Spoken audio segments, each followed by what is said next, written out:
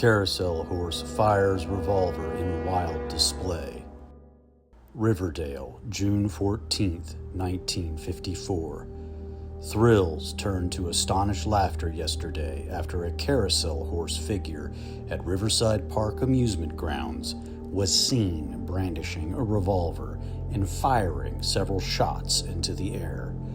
According to witnesses, the horse, which is part of the old-fashioned merry-go-round, raised what appeared to be a human arm from its side, drew a revolver, and discharged it 3 times before returning the arm to its original position.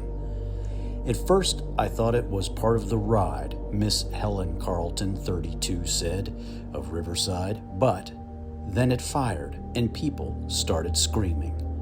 No injuries were reported. Park officials have closed the ride pending an investigation. Riverside Park Carousel horse number 17, removed from service, July 1954. Department of Parks and Recreation. Incident file closed.